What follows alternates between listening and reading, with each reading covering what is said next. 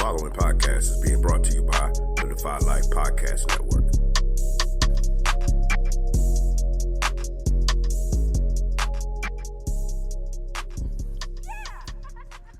This week on the Defy Life Podcast, the guys are joined by Stacie for another Psyche of a Single Mother segment. They talk some NBA and NFL, and as always, they answer a listener question and wrap things up with some trivia. On to the show. Let's get it. Yeah, that's what it is. I guess we gotta do it then. You alright? Chill, pool, out, money, West Coast. Let's get it. Strap in, let's take a ride. Oh yeah, it's about that time, right? Been waiting all week to get to this. It's finally time to defy life. Let's chop it up, keep it real, no other way. That's what we do. We might disagree, but it's all love. Guarantee we gon' speak the truth. Yeah, this hit different. My guys with me now. Who's with us? Stick around for a few minutes. It's contagious. You'll get it. You downloaded the realest. Don't feel us, forget out. You not rocking with Defy Life, then what's your life about? This ain't the Defy Life. Told you. This is the Shy Life. I'm gonna let this ride out though. This is the Defy Life. Welcome back to the Defy Life Podcast, brought to you by the Defy Life Podcast Network. This episode is sponsored by Bud Bottles, home of the Bud Bottle and the Bud Freshener. Please visit budbottles.com for your odor eliminating needs. This is episode 171. Y'all come on in, wipe your feet, close the door behind you. I'm your host, J.R. Glenf, joined as always by my wonderful co-host, my big cuz. What's good with you, Al? Yeah, man. What's going on, man? What's going on? Good to be here, man. You know, just another crazy week in this country as things are just 2020 is 2020. But it's a great honor to be here. I love doing this show and love doing it with y'all and just ready to do it. So good to be here. No doubt, man. Good to hear your voice. Thomas Stevens will be joining us a little later. Again, his son is in football practice, so once Carter gets out of football practice, Pooh will be joining us. Hopefully he don't lose his wallet this time. I ain't gonna laugh. I done lost my wallet at a time or two, so I got a lot of empathy for that. I was relieved for him that he found it in the parking lot. Yeah, man, because I didn't find mine the last time, so it is nothing to joke about. I've lost it and found it. I've lost it and people have given it back to me. So I've pretty much done all types of stuff with mine over the years. So I'm glad he done found his. When they lost it, was it cash? When they gave it back to you, was it cash missing out of it? Everything was in it, bro. Oh, word. Good people. Everything was in it. I was just like, it must have been white people gave your wallet back. I don't know, because they put it was at a store, so they gave it to the return people. Oh yeah. But I can't say the racial identity of it, but I will say it just kind of definitely changed my whole outlook on the niceness of people, the kindness of people, and the honesty. Okay. Well, bless their soul, whoever did that. Yeah, please. Yeah. Wow. Oh, man. Well, like always, man, before we get too deep into this, and before we are joined by our guest, we got Stacie's back for another segment of Psyche of a Single Mother. So excited about that. Nice.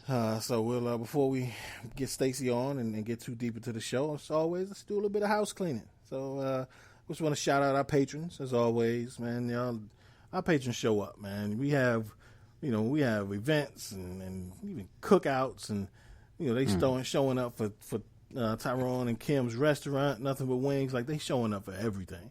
That's awesome. So our patrons are the shit. Like, they even mentor us on certain things, and man, whatever we need from our patrons, they show up. So y'all, just shout out to our patrons, man. Y'all rock. Shout out to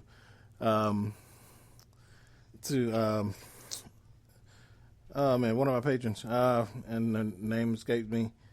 And then I was just looking at it, but she got engaged this weekend. Oh, congratulations! Right. Let me look at, man. I can't go without looking at her name. Right.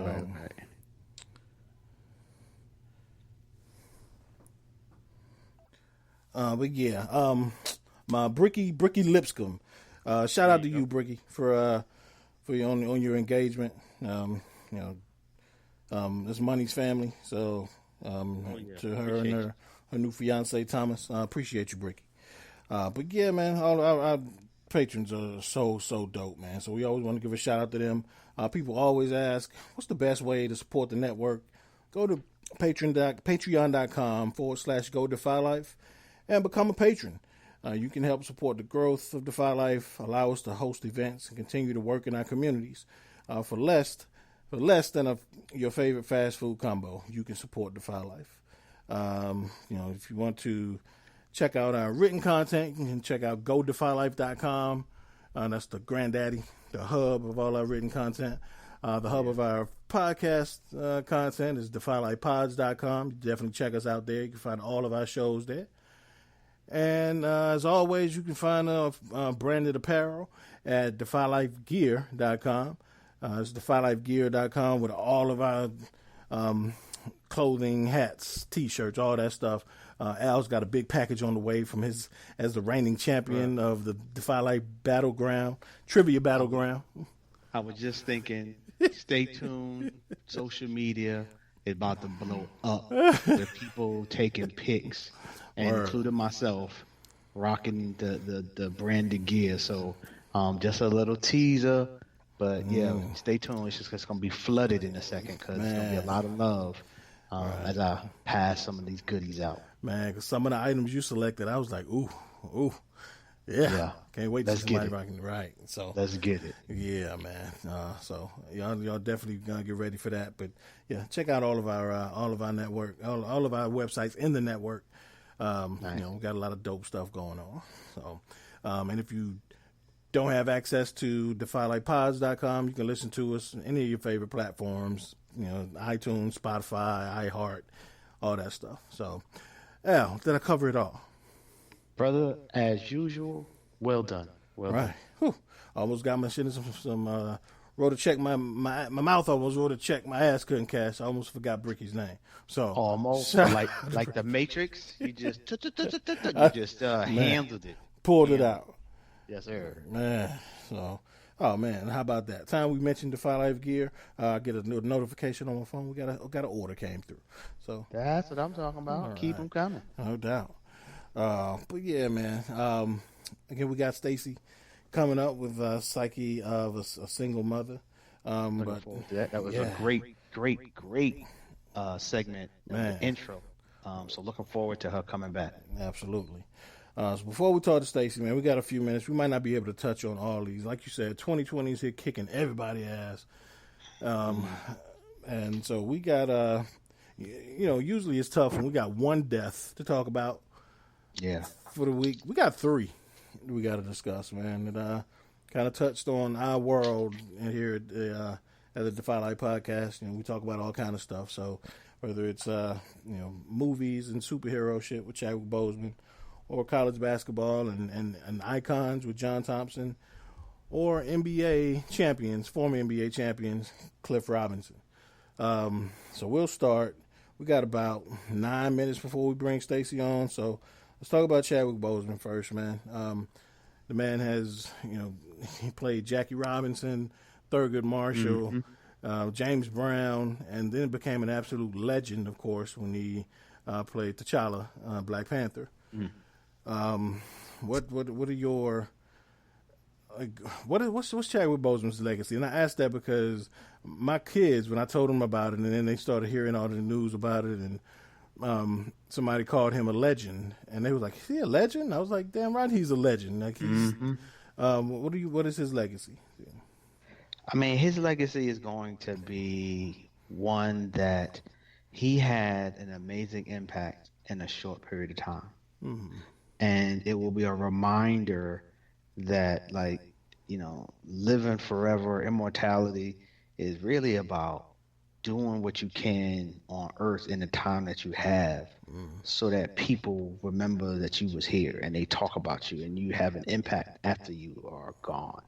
And he was able to do that, like in a way, like few actors are. I mean, there are other actors who have died young in their lives, and people are able to remember, like, wow, they went too soon, but while they were here, ooh, they ripped it up. And when you think about the roles that you mentioned, man, I mean, Thurgood Marshall, James Brown, Jackie Robinson, the Black Panther, the Spike Lee movie. I mean, those 5 roles right there in terms of the representation of the type of black man we want in our movies. The Five Bloods, right?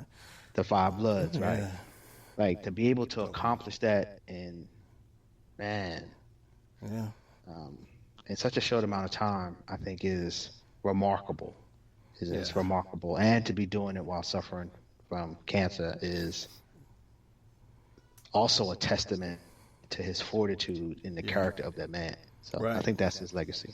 Yeah, absolutely. And to, posthumously is add to his legacy, like you said, to be doing it while he had cancer and for nobody to know.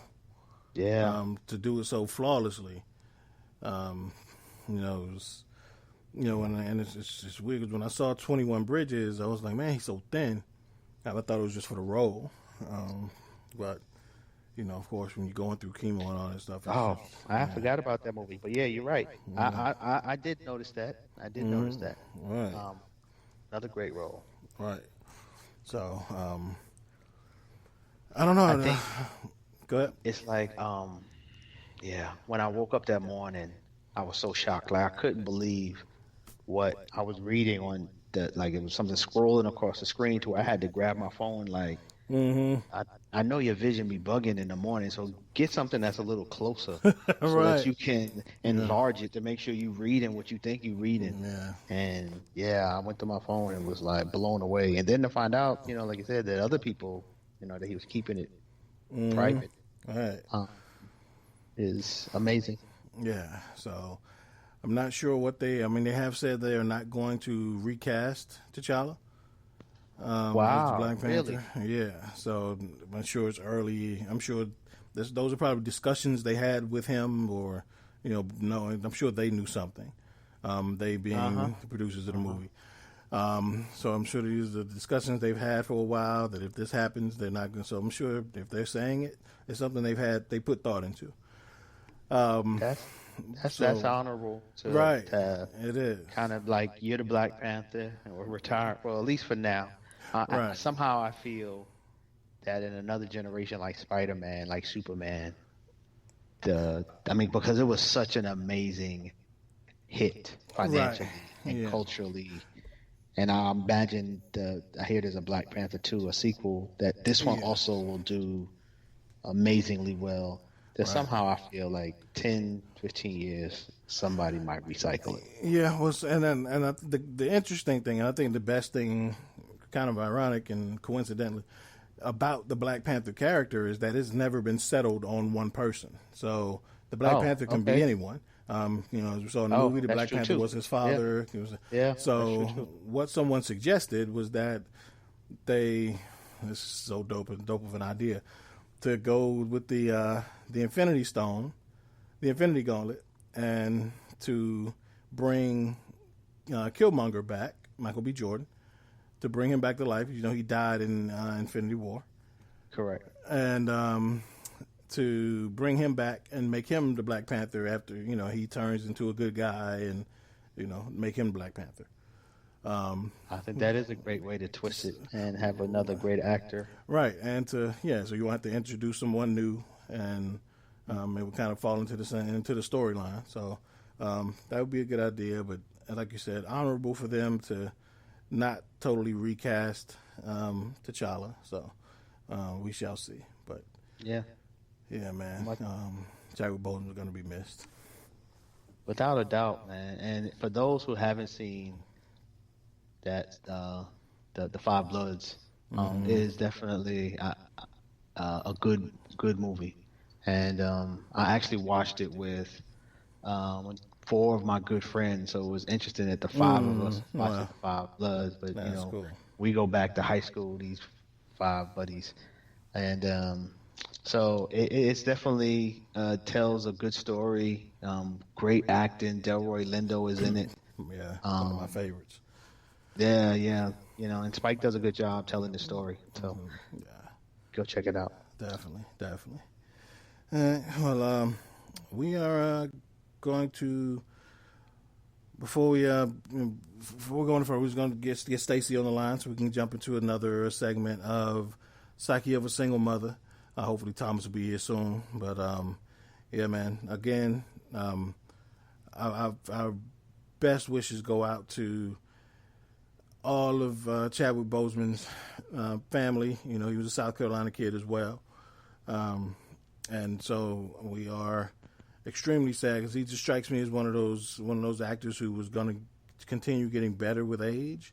Yes. And we were going to see him as an old man, like a Sidney Poitier or Morgan Freeman, and think back on all of his lifetime of roles that he's played. So definitely going to be missed, man. He was definitely on that trajectory. I mean, you look at some of the actors that we've had the opportunity to watch from young men, from Denzel, Lawrence Fishburne, to see them as older men has been an amazing transition. Transition to see them and still just do quality work and to see them growth as well. See their growth as well. Because Lawrence and Denzel were in it so young that you could tell they were young actors, but still good actors. Really, really good actors. But they've only got better. Definitely. All right, well, let's get Stacie on and get her to join in. Ready to talk to her. Sounds good. Cool. So we got Stacie on. Stacie, for our second installment of the segment, Psyche of a Single Mother. Stacie, how's it going? It is going good. Good. Thanks for being here. Thank you for having me again. Absolutely. So like we were just talking about off air before we dive too deep into what you got to talk about this week. School is back, and you're an educator. Tell us about it. What's going on? You ready to throw a kid out the window or a computer out the window? Anything? Well, I will say I'm gonna just be transparent. It's rough. It's a big transition. And unlike most teachers that have to do either or, so most teachers either have to do face-to-face or they have to do virtual. I have to do both at the same time. Oh, wow. So it's a huge challenge. But we were maneuvering through it. The first few days I was just like, oh my God, how are we gonna make it through this? But as the week progressed last week, it got better and better. Good. So it's getting better, but it was a challenge in the beginning. So how does that work? You're actually looking into the computer or a Zoom call at some parts of the class and talking to the class? Like, help me visualize that. Okay. So the way that it works is I log in from my smart board. Okay. I log in from my desktop and I log in from my Chromebook. Wow. And so I move back and forth between the smart board and my computer in the back, depending upon what subject I'm teaching. That's amazing. All right. Again, I could not do your job. Thank you for everything you do. Because that's I amazing. do it. I would be straight looking at the kid, like looking at my computer, and the kids would be right in front of me, and they'd be like, "Nah, Mr. Glemp, you're looking at the wrong place." I'd be like, "Oh, my bad." And how old are your kiddies? They're 8 and 9. Yeah. Okay. Gotcha. Yeah. Well, I know it's early, so I'm glad y'all. Things are going well so far, and you got stuff figured out. Hopefully, it stays that way. And and again, kudos to you and every one of your colleagues. Again, we salute you because especially in these times when you guys are sorely needed. So thank you so much. Well, thank you. I just have a question because I can only imagine 8 to 9. What's like? Because I'm sure some of them will need the assistance or encouragement of their parents to be engaged if they're at home. That's a whole nother different story right there, to be honest with you. Some of them are engaged with their kids, and some of them it's just like, Are you even in the room with them? So it just depends on the parent. Uh-huh. But parents do need to understand that they do play a very vital role in their child's education, and not all parents look at it that way. Oh, wow. Yeah. Right. Yeah. Well, that's something we're going to have an entire segment on that subject one day. Okay. Yeah. Because me and Al have both spoken to people who have a differing of opinion of parents' input and readiness and preparedness, all that stuff. So that'll be an interesting talk with you. Yeah, it's definitely something I want to hear different perspectives on of people who are doing it. Because it's just a lot of newness going on in education right now in terms of things educators and parents have never really experienced before. We need to learn as much as possible and make some adjustments. Especially with the technology aspect of things. So that's the biggest component. Parents not knowing how to navigate through the technology, and not being able to help their child navigate through the technology. Yeah, that's tough. So yeah, we'll maybe we'll depending on how things go, we might talk about that the next one. And if you ain't again ready to throw a computer out the window by that point, we'll talk about that next segment. Okay. Cool. But for this segment, oh man, so I was on Facebook this week, and I'm always looking forward to your questions. Sometimes I'll confession, I got my hand raised. I'll just lurk your page and see if you done put a new question out there. So last week I was doing just that, and I saw a question kind of sounded like poo. Dude who's the perfect dude, got broad shoulders, got ashy ankles, and says big words. Yeah, if y'all listen to One Eye Shut, you know what I'm talking about. Right. Yeah. But he got broad shoulders, ashy ankles, uses big words, but he can't read them big words. Oh man, Stacie, you know what I'm talking about? Do you remember that question? Yeah, I remember that question. I know I chopped it all up, specifically verbatim. How did that question go? So that question pretty much was, you meet a guy, he loves God, he has a good job. Pretty much he got all this stuff together, but he doesn't know how to read. Would you pass? Would you date him? Would you marry him? I can't wait to hear the responses on this one. And so out of all of, I was kind of shocked on this question. Out of all the responses, I think I had one female that said that, she would have to pass. Wow. So there was one female that said she had to pass. The majority of the females did say, like, hey, if he has everything else, I mean, I don't mind helping him if he wants to learn how to read. There were some comments on there that said, why doesn't he know how to read in 2020? Like, that's an issue in itself. There were some comments on there joking around. We had guys come on and say, y'all ladies on here lying. So the comments were a mixture of comments on that post. I must admit, I was expecting ladies to keep walking and not really just, I'll hang out. Like, that was, I didn't expect that, I'll be honest. That's just my bias, I guess, but I was expecting women to keep on moving. They was being cordial for Facebook. I think that, oftentimes, not just women, but men as well, we lose out on a good person because of that one thing that they have. Yeah. And so to see that so many people are open now, like, you look at a person like, oh, this could be the perfect person, but they don't have the look that you're looking for. So you immediately dismiss them when that could have been your husband or your wife walking by, but you playing crazy because of that one little thing that they don't have that you're looking for. And so I feel like a lot of people lose out on good relationships or a good partner because of that. I got a lot of female cousins and a couple of sisters, and there's been a lot of guys that I refer to as good guys. Oh yeah, he's a good guy. I like him. He's kind of good. 2 months later, 3 months later, what happened to the good guy? Right. I gave him papers. He had to go.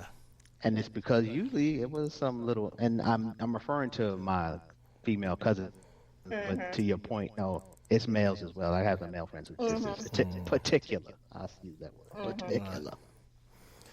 Yeah, but also everybody has their breaking point, you know, and everybody has that. Everybody has, like we talk about all the time, everybody has a pet peeve that they just can't put up with. And if it's that one thing that just happens to be your thing, yeah, you probably gonna have to, you know, send them walking. What I found interesting was, like you said, with the people that were saying, "Man, 2020 he can't read," like that's damn near impossible these days.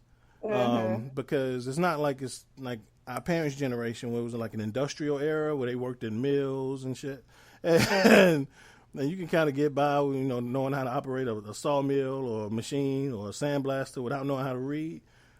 But if you're successful in 2020, chances are you're gonna know how to, you know, you gotta know how to use a computer, cell phone, all that stuff. So if you've like massage the system enough where you can get by and be successful without knowing how to read in 2020, yo, you finesse the hell out of the system. I don't care if you got a date or not tonight, yo, you winning. You might be a keeper. Right. He's clever. Even if he can't read, he's smart. He done figured out how to make money in this generation without knowing how to read. So, you know, get that man a Happy Meal. Sit down with him. Phonics book. Right, like it's ways, man. So I say that. So we talked about this on here before, where that one thing that's a deal breaker for us. Al, what was your deal breaker? Stacie, be ready. I'm coming to you. So remind the people what your deal breaker was. My deal breaker was murder. I cannot, like, I mean, not self-defense, not just taking a life, but really, like, you know, I murdered this person. Like, you know, just that would be something that I could not live with. And I know, you know, I've had it when I've shared it before. It seems like oh yeah, you know what? A lot of people agree, like that is something, but it's consistent for me because I have met some people who it ain't. So it is for me. I'm sorry. All right. Yeah, mine was if you're a Cowboys fan. No, I'm just kidding. Stop. The season, we still got 2 weeks. Right, my bad. Man. Yeah. I'm warming up, man. I'm getting loose. It's been a long off season, man. My bad. Pent up. Mine was if you steal from me. You know, if you steal directly from me, like knowingly, like steal, not like, you know, some change out of my car or some shit. Like my wife would be single now if that was the case. But what happened to my 72 cents? Right, man. It's like, but if you somehow get access to my bank account or, you know, like my credit card, anything like you know, that you like blatantly knew that you were like hurting me. I couldn't take, you know, like you stealing from me. So Stacie, what would be your one thing that would be an absolute deal breaker for you? See, I'm thinking in a whole nother different ballpark than you. For me, I would say unequally yoked, and not just on a biblical. A lot of people think when you say unequally yoked, you automatically mean biblically terms. I did. That was what I was. But you said for that. me, it's, you know, you could have a business mindset, and your potential mate does not have that same business mindset, or you want to grow as an individual, and the person that you're potentially dating doesn't want to grow, so it's not going to work. And I saw this firsthand with my parents, because my dad went to college, got his law degree. My mom, she stopped at a high school diploma, and so, you know, it was a big disconnect because he was having conversations in rooms with people where he was able to communicate, and she wasn't really able to have that same communication skill. And so it really kind of tore their marriage apart. And so for me, that was one that just really stuck with me. Like, we definitely have to be going in the same direction in every aspect of our life. If he's working out, then I got to be working out too. And a lot of people think about it as just, like I said, biblical terms. But whatever their goals are, you got to be on the same page, because that's when something can creep in when you're not on the same page. Absolutely. Yeah, that's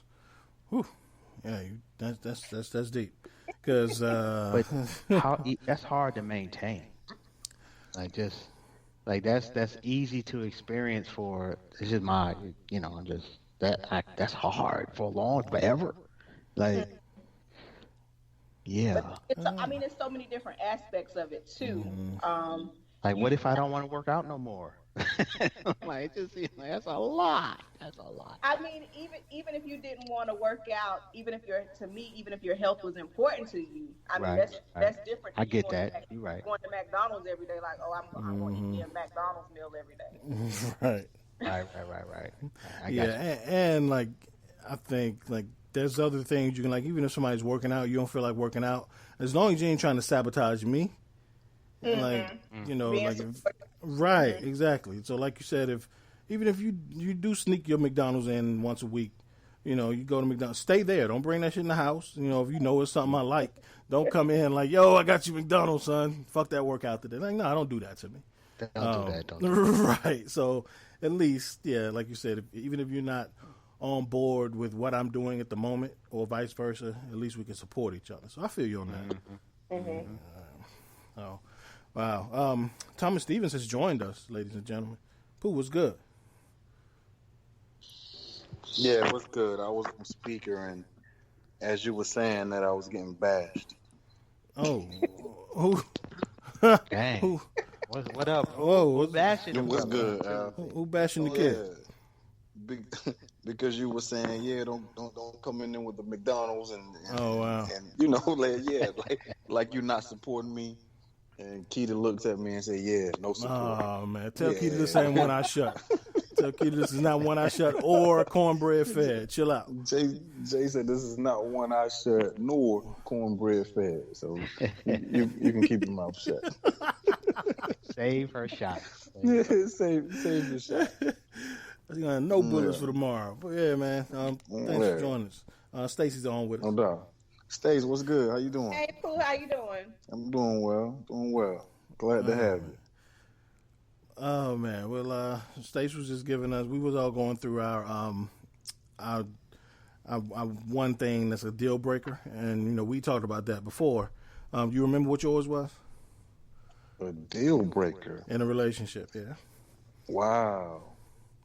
It's been so long, man. I can't It's even been- remember. I don't either. I don't even remember what my deal breaker is any longer. Man. Because I've been in the deal for so long. I don't even remember. Right. Gave up on breaking Gave the up, deal. man. You know what? Right. Yeah, I can't go nowhere. She ain't going nowhere, man. Fuck a deal. I can't even recall. Wow. I guess when it just feels like someone doesn't have any aspirations. Mm, You know, no, you know, like you don't have any dreams. I mean, Right. because everyone has dreams. They, even though they can be, you know, like where they are, you know, you still want to achieve more and do more. So if you don't have any aspirations, I think that's the deal breaker for me. yeah, that's kind of in line with to what Stacie said as far as, you know, being equally yoked and moving in the same direction. It's got to, like, you know, Stacie, you mentioned, you know, how education plays into that. And how education, especially not only just education, but as you move forward in life, how, you know, the people you're around, your job sector, all those things, you know, that education is, you know, of which education is a foundation. You know, it's interesting that you said that, like, just the rooms of people that your father would be in or conversations that he would have. Do you think there were times where, like, your mother couldn't relate to where he was or what he was doing? I do. I think there were times when she couldn't relate, but I also think there were times when she may have been jealous because, and the reason why I say that is because, you know, even while he was going to law school, she was at home with 3 girls, raising, you know, pretty much that housewife for a while. And so was that aspect. And then when she did go back to work, not too long after that, that's when they decided, you know, part their ways. So then now she's with 3 girls, pretty much raising them herself. Wow, that's so interesting. So was it? And if I'm getting too nosy, just let me know. But it's just an interesting concept to me. Do you know if that was an arrangement by them? Like he went to school while she stayed home, and then, like, was that like predetermined? Well, I'm not sure if it was predetermined, but I know that she had no desire to further her education. Okay. Pretty much, nobody in her family had pretty much furthered their education. They had all, got their high school diploma and just stopped there. So I don't think the desire was there. Right. Once again, because of the environment, that there was no one there to say, hey, you should go to college and take a break or something. That wasn't there. It wasn't something that was talked about. Right. So they pretty came from two different backgrounds to start with. Gotcha. Yeah, and especially again at that time, like, and again in 2020, even if you didn't go to college, if you have a certain skill set, or there's certain, you can still manage to be in certain rooms or work in certain companies and achieve a certain amount of status without having a degree, because you have, it's a lot of times about skill set, and especially in a technical era, versus back then, if there was no internet, and it's not like you had access, you didn't even have access to those rooms. If you didn't have that education, there's no way you can, again, finesse the system to kind of, break those barriers. So that's interesting. All right. Well, Pooh, once you listen to this episode, I did throw a little jab at you, man. I said you was the dude in Stacie's question. What happened? I'm not surprised, but what happened? It's only because, it's out of love and because you wasn't here to defend yourself. No doubt. So her question on Facebook was asking ladies if they found a perfect guy who was successful and went to church, a good guy, love his mama, was a LeBron fan, all that stuff. But on his only drawback was that he couldn't read. Okay. So that's why I was just joking about your big words, but you got to have Google to spell them. Yeah. My phonics are crazy. No, my phonics crazy.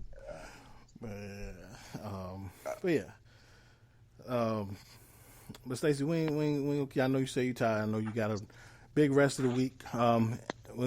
So next time we come, we're going to talk about parents' involvement in today's schooling, especially in the days of pandemics and quarantines and stuff. Cool? Okay. All right. Sounds good. Cool. Well, thank you again for being here. You 2 for 2, girl. You're knocking this out of the park. I'm loving this. Yeah, good job. All right. Thank you guys for having me again. All right. Thanks. We'll talk to you soon. Have a good night. You too. Bye-bye. All right. Thanks a lot.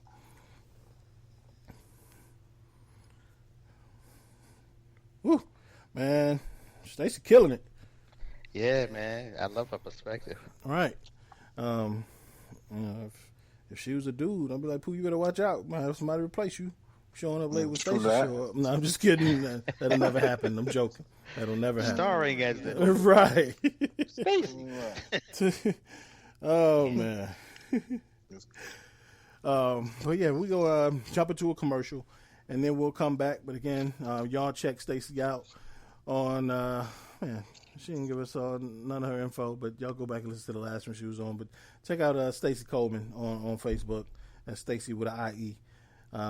Coleman on Facebook, where she asks her questions, and it's highly entertaining. But she'll be back in a month, so we'll make sure we update you with her contact info. But we'll be right back. We'll go to commercial. We'll be right back with you.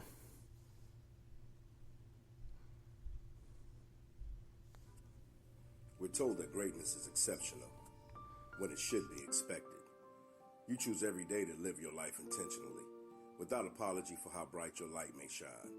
So go be great. Go be brilliant. Go be you. Go defy life. The Defy Life movement is one that speaks to each of us in its own way. Defy Life gear speaks to us all by reminding us that one size does not fit all. Visit defylifegear.com to get fitted for greatness. Welcome back to the Defy Life Podcast, episode 171. This is JR, Al, and Thomas. Y'all definitely go check out again our branded apparel at defylifegear.com. Go get fitted for greatness at defylifegear.com. Guys, we are going to talk about some sports, man. It's almost NFL season. NBA playoffs are in full swing. But before we do, we talked about Chadwick Boseman's death before we brought Stacie on. But there's two more people that were significant impact on our growing up.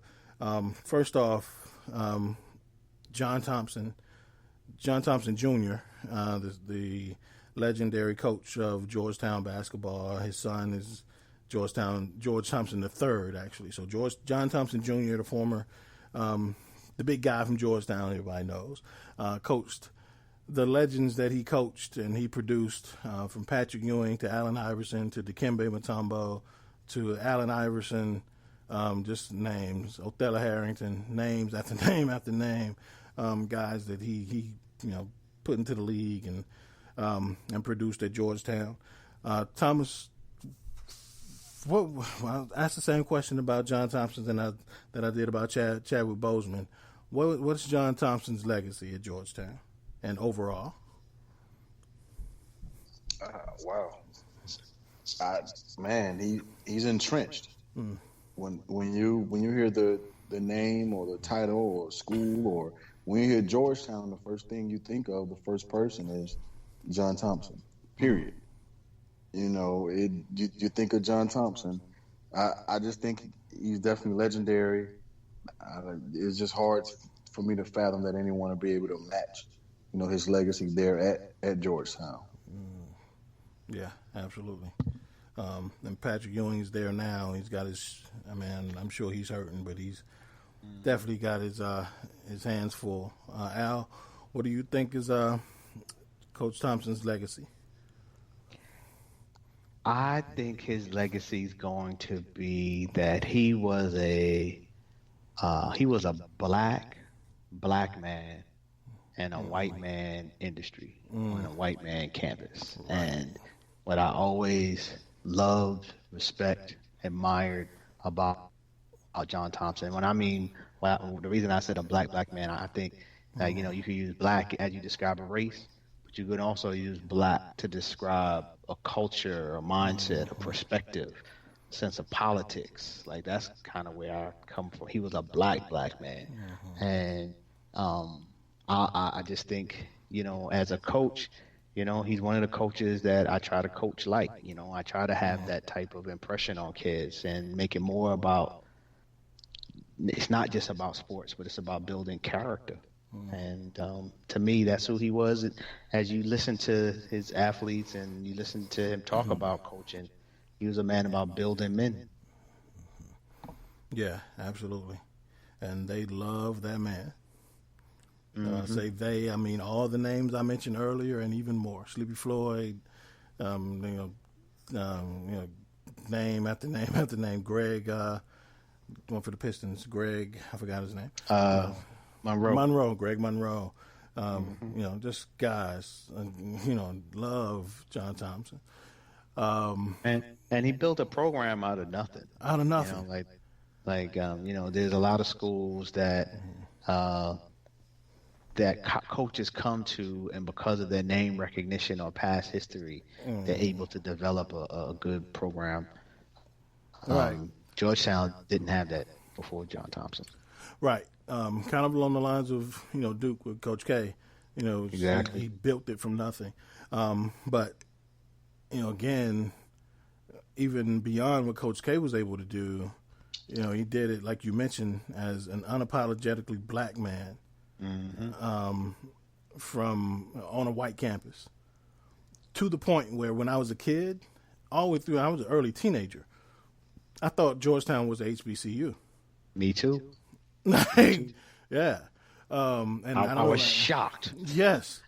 Right. Yeah.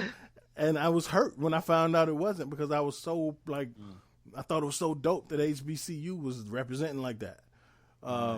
And not only on the basketball, Georgetown, John Thompson was the only reason, and that program was the only reason we knew of Georgetown. Like the school, we didn't know anything. I was like, oh, they don't have a football team, and to not have a football team at that point. Yeah. But I think that's why so many black youth in the hood adopted Georgetown like as their team, and I can just remember it was the coolest thing to have a Hoyas jacket. Right. Like a Hoya starter jacket in high school was that was it. Right. You've been hard if you had one of those. Right. That was the big leagues. Yeah, it was the big leagues. Right. And it was the color scheme, the gray and blue, the Bulldog logo, like the whole thing was just dope. And him, as a 6'10", former NBA center who backed up Bill Russell, so he had some, won championships with the Celtics, but didn't have that kind of name recognition. But he had a presence, and that voice, his stature, the towel over his shoulder, like everything. To be able to, it ain't many to start off your career, at that level. I think it's huge that his stature, he was able to look Patrick Ewing in the eye. As standing up, like looking him in the face, to be able to look him in the eye and build that kind of trust in a young Patrick Ewing who, was shy and, was from another country. So, to get him acclimated and to be able to look him in the eyes as a black man and, in that time, in that city, in that era, was huge. And all the way to coaching Allen Iverson when nobody wanted to touch Allen Iverson because of the legal issues, and he transformed the image of Allen Iverson in a year. Right. True indeed. To me, John was he was like a coach that was larger than life. To me, because when you thought of that, when you thought of his name, it was almost a mystique. Right. Like wow, John Thompson. So yeah, it was definitely the guy. Right. I mean, think about it. He had in his basketball history and experience, he's learned from Red Auerbach. He's learned from and had the influence of a Bill Russell, who, as a basketball player, but also as a human being, Bill Russell is one of the more fascinating people I've ever had the chance to listen to on a consistent basis. I love listening to that man talk. It's just like, wow, that's a wise old dude. Like he gets it. He gets it. Yeah. Yeah. And when you think about the era that he coached, John Thompson coached at Georgetown, the iconic coach, like that was a league of like extraordinary gentlemen. That was a league amongst itself. Like the fact that they adopted the 6-foul rule for a while, like the NBA, where the rest of college was still playing with the 5. Like that's the era that they did. Like we grew up watching in the Big East. Was no, we're not going to curtail the physicality. We're just going to add an extra foul. Like that's the Big East that we're going to allow it. Right. Like exactly. But just the names, like the coaches were the stars of that league. Even though Louis Ponseca, right, right, Massimino, yes, who else in that era? Even Pitino, Rick Pitino, like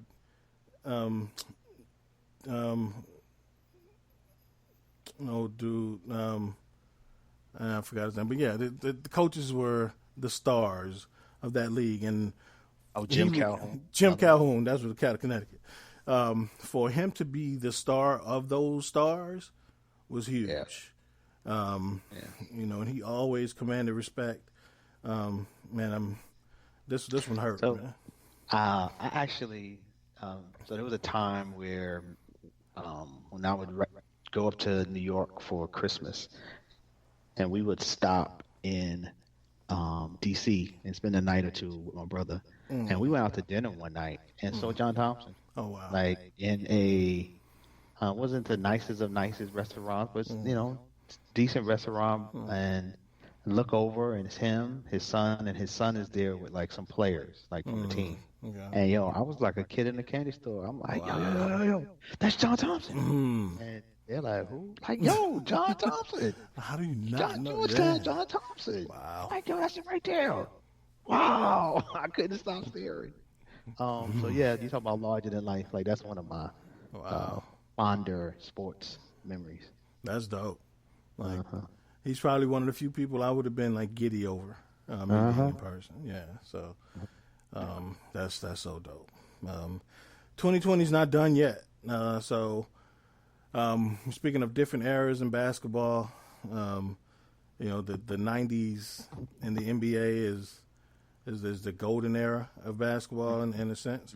And one of the better players from one of the better teams, one of the more underrated players of his generation, Uncle Cliff Robinson, who was a major contributor to the 90s Portland Trail Blazers. You know, everybody knows Clyde Drexler and Terry Porter and, you know, Jerome Kersey, Kevin Durant. Back then, Cliff Robinson was a young, like, athlete. He was the athlete on that team. Even with Clyde Drexler on that team, he was the guy, or a young guy who came off the bench early, you know, early in his career, who matured into a starter. 6'10", could handle the ball. He was kind of ahead of his time. He was a big who could shoot and handle the ball, stretch the floor. Hell of a defender. You know, throughout his career, he averaged 12.6 points a game. But in his prime, he had 3 years where he averaged 21 or more. So he's, you know, an all-star. Definitely a major player in the NBA.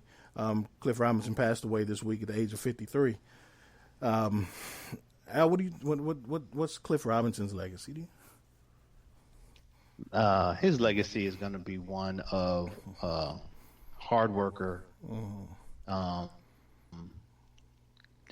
glue guy, a guy that as a young boy came onto a veteran squad and earned their respect, earned the playing time. And I just think,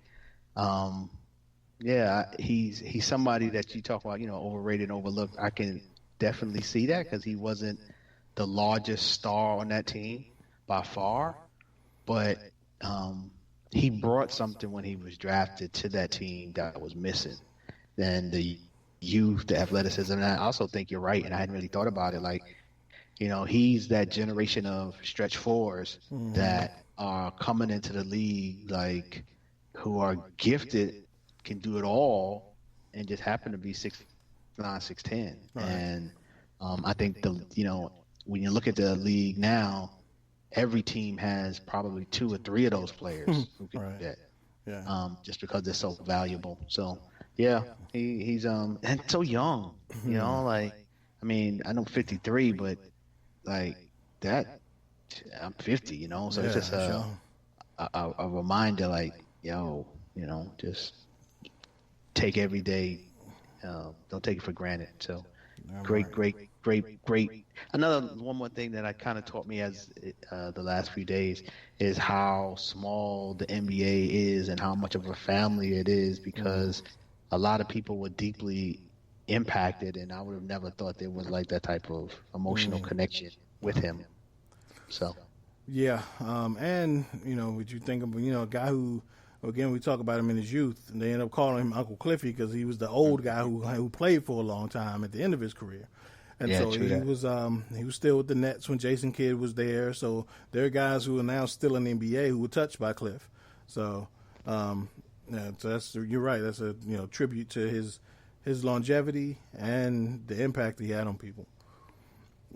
Pooh, what do you think is Cliff Robinson's his legacy?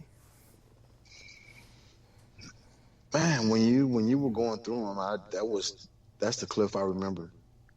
Definitely, you know, great defender, like you said, matured into that. Great jump shooter, slasher. You know, he definitely played above the rim. I just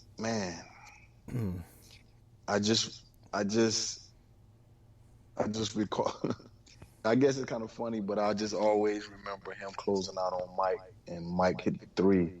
And that's when he did when Mike did the gesture, you know, like put his hands out, like what's going shrugging, on, you know, So I always think of Cliff because that was Cliff who closed out on him, right? For that last one, but I always think of Cliff when I think about that moment. So, yeah, Mike and Cliff will go hand in hand with that with me. But I really enjoy Cliff as a player. Yeah, no doubt. Also, not that he was the first, but he was kind of one of the more noteworthy early before it became popular was guys that wore headbands. Headbands, right. Yeah. Right. Oh yeah, forgot about that. Yeah. And a lot more. Like as I'm watching some highlights, it's a great athlete. Mm-hmm. Yeah, really athletic. Yeah. So, again, condolences to Cliff Robinson's family, friends, former teammates, former organizations. Cliff, you will be missed.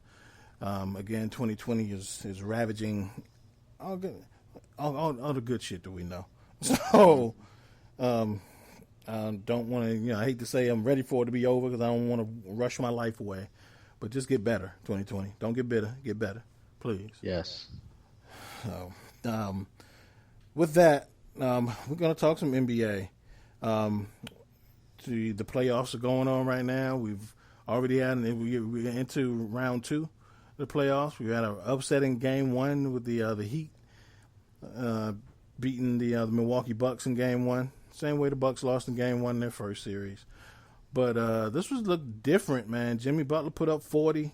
They ended up beating them by double digits. Is there any chance, Al, you did say that you wouldn't be shocked at the Heat surprise someone in the second round. Yes. You think you still yes. you holding on to that? Okay. I'm holding on, and I'm actually going to go a little deeper. And I said this because in this type of environment where it's just pure basketball, and the matchup is a hungry, solid D playing, energy, effort, inspire your team, put me on the back type of a baller against a superstar with a lot of pressure who hasn't proven himself. It is just the recipe for the upset. And so Jimmy, if he continues to play where he's the best player on the court, and that was a situation game 1. He was the best player on the court. If he continues to play that way, and I expect him to, it's just about how Giannis responds. So I'm gonna push it in, and I'm going to pick Miami in the series. Okay. Yes. All right. Pooh, what are you thinking? You think Miami's got a shot, or you think Al bugging? What'd you say? You think Miami got a shot against Milwaukee, or you think Al bugging? Yeah.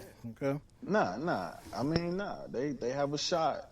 I wasn't able to see the game, but I know if the team play D, and I know Miami is a kind of like slashing, but they depend a lot on jump shots, and legs do get weary, with jump shots. If they able to check them and beat them up a little.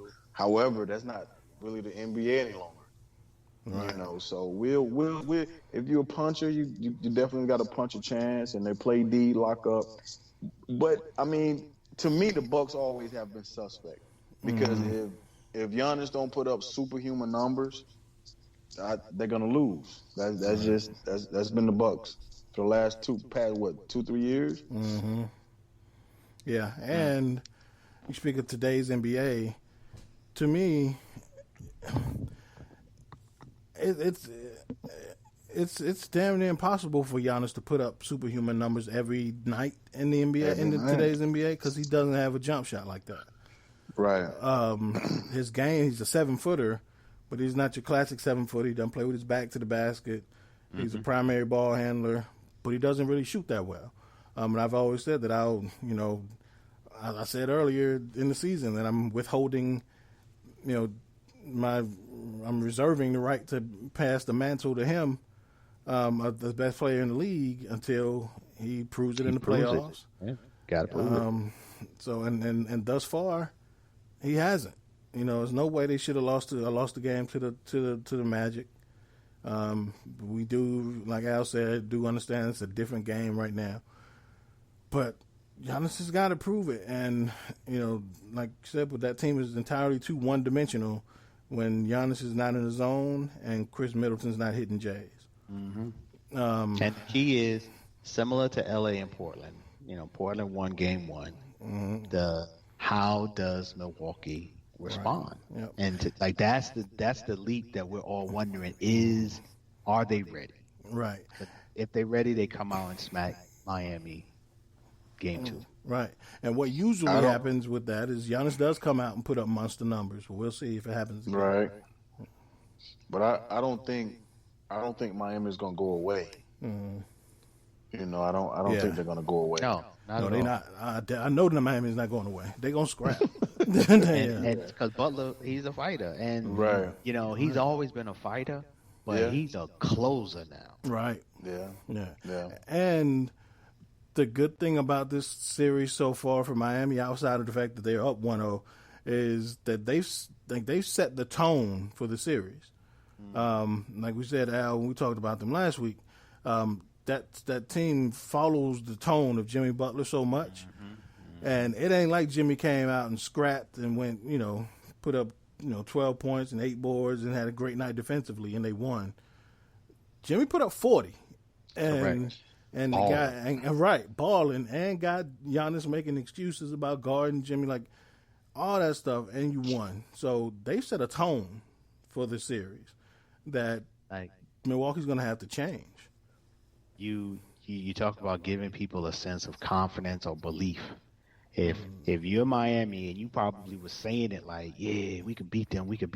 After game one, you're coming into game two like, oh, we know we can beat you, and we like, you better be ready to fight for this piece of meat because we are all on it like dogs. So I can't wait to see this next one.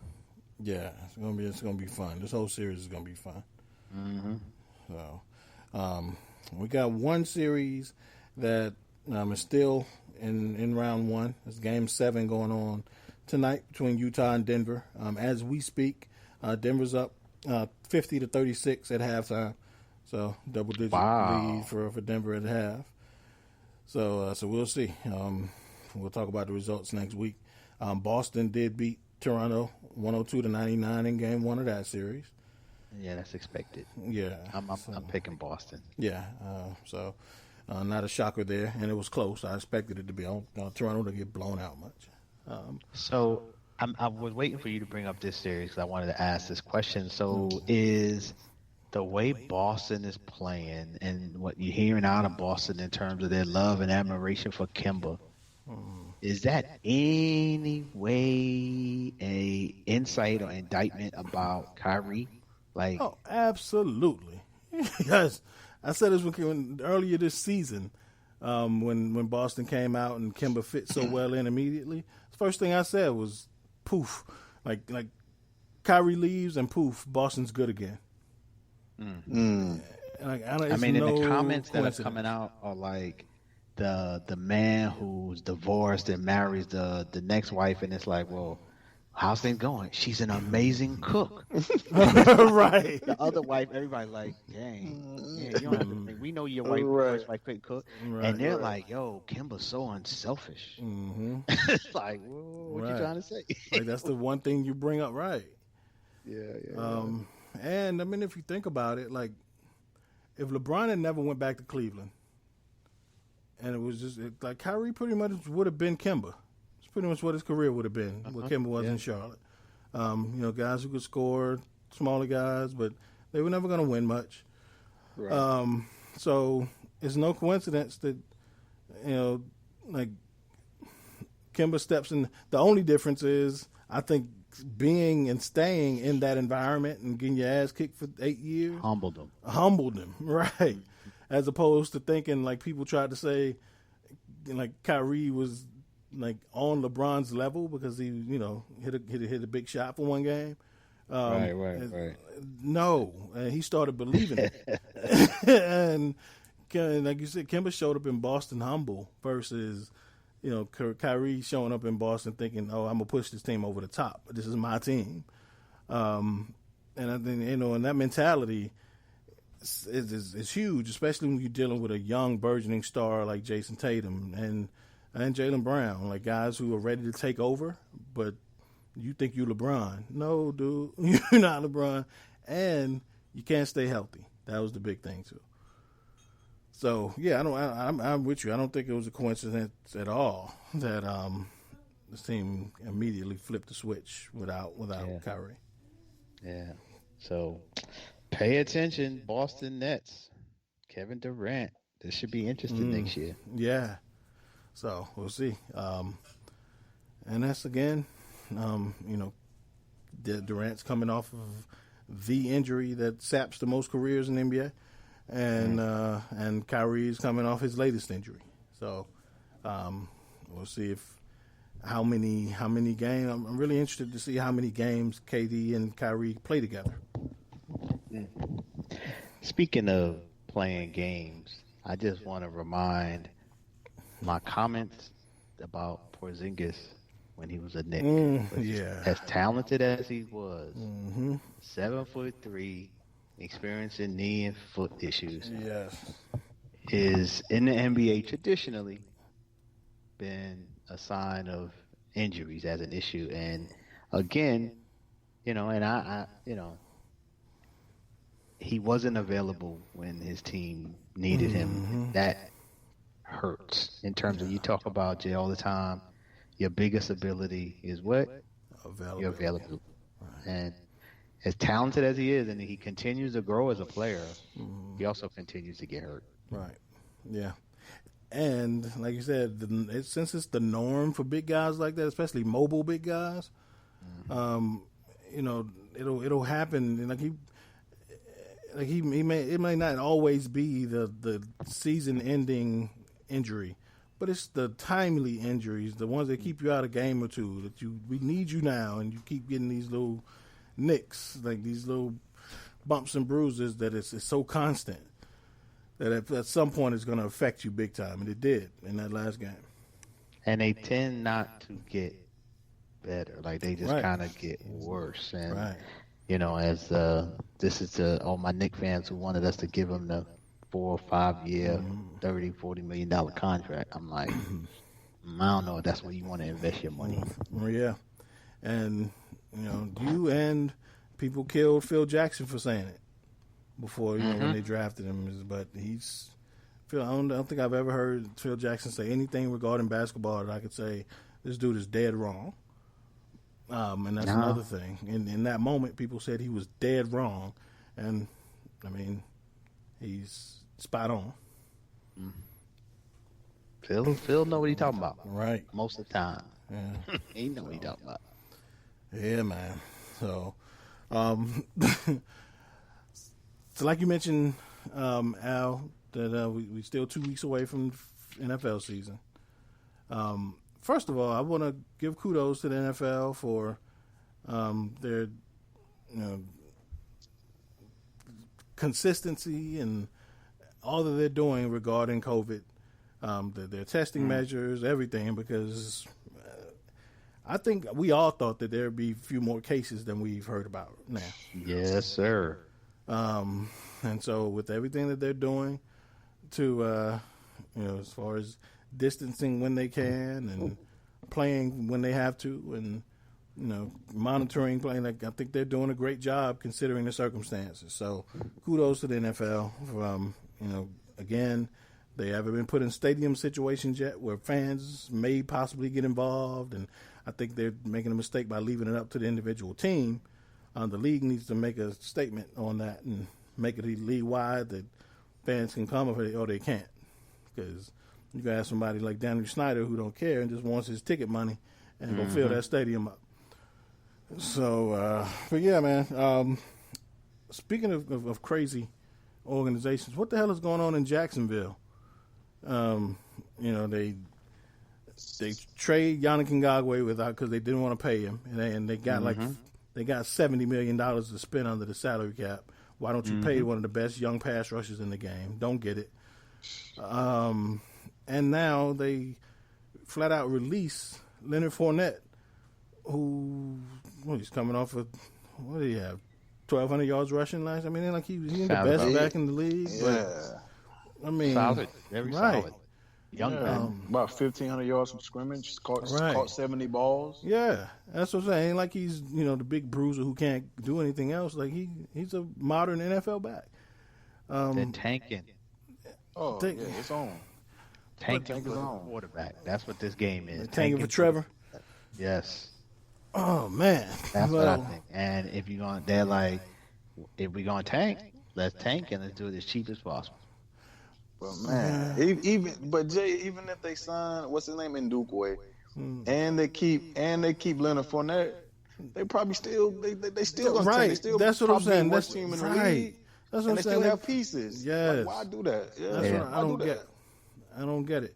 Like, yeah, because even if football ain't like basketball, you can't sign two players and become a contender. So you got let Fournette It's a get his building 15. process. Right, let him get his 1,500 again. Let Right. Ngakoue get another 15 sacks, and then you go out and Right. get Trevor anyway, because you're still gonna be 4-12 still- instead of 2-14. You still gonna be exactly. It'd be exactly. hard for me to be a Jaguar fan. Oh my god! And then they'll have what's in Ndukwe. Then they already have the kid, Josh Allen from Kentucky, right? Yeah, He's from Yeah. Kentucky. He's an animal. So you have both of those. You have both of those bookends, and then you have a back. Then you have Chalk Jr.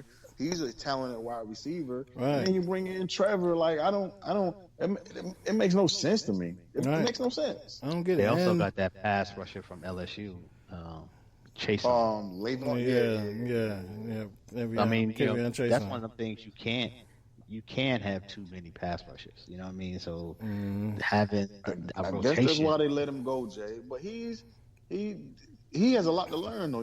Right now he's a one-trick pony, but he does that one trick well. So I guess they compared him to the freak though. But he's kind of light though, isn't he? He is, kinda light. and they also got him Okay. playing linebacker.